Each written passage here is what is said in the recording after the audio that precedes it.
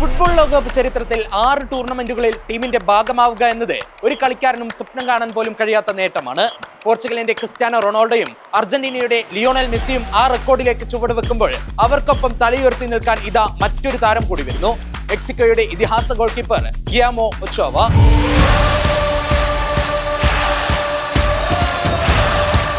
2026 ലോകകപ്പിനുള്ള Mexican ടീമിൽ ഇടം പിടിച്ചതോടെ ഈ അപൂർവ നേട്ടം സ്വന്തമാക്കുന്ന ലോകത്തിലെ ആദ്യ ഗോൾ കീപ്പറായി ഒച്ചോവ മാറി. 2006 ജർമ്മനിയിൽ നടന്ന ലോകകപ്പിലാണ് 21-കാരനായ ഒച്ചോവ ആദ്യമായി മെക്സിക്കൻ ടീമിന്റെ ഭാഗമാകുന്നത്. അന്ന് വെറുമൊരു പകരക്കാരനായി തുടങ്ങിയ യാത്രയായിരുന്നത്.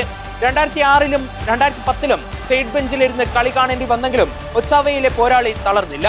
കഠിനാധ്വാനത്തിലൂടെ മെക്സിക്കോയുടെ 1-ാം നമ്പർ ഗോൾ കീപ്പർ കുപ്പായം അദ്ദേഹം നേടിയെടുത്തു. പിന്നീട് ലോകം കണ്ടത് വലിയ ടൂർണമെന്റുകളിൽ മെക്സിക്കോയുടെ രക്ഷകനായി അവതരിക്കുന്ന സൂപ്പർമാനെയായിരുന്നു.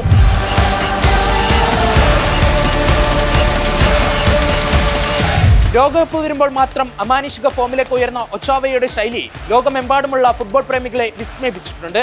പ്രത്യേകിച്ച് 2014 ലോകകപ്പിൽ ബ്രസീലിനെതിരെയുള്ള മത്സരം ഫുട്ബോൾ ലോകം ഒരു കാലത്തും മറക്കില്ല. നെയ്മറും സംഘവും തൊടുത്തുവിട്ട ഗോളെന്നുറപ്പിച്ച 5 ഷോട്ടുകളാണ് ഒച്ചോവ തടുത്തിട്ടത്.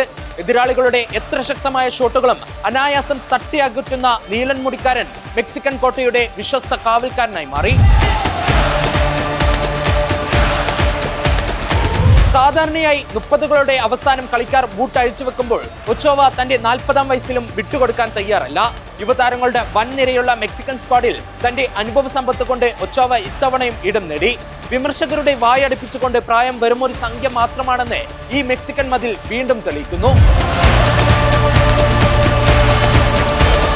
ക്ലബ് ഫുട്ബോളിൽ വലിയ നേട്ടങ്ങൾ അവകാശപ്പെടാനില്ലെങ്കിലും മെക്സിക്കോയുടെ ദേശീയ ജേഴ്സിയിൽ ഒച്ചോവ എപ്പോഴും ഹീറോയാണ്.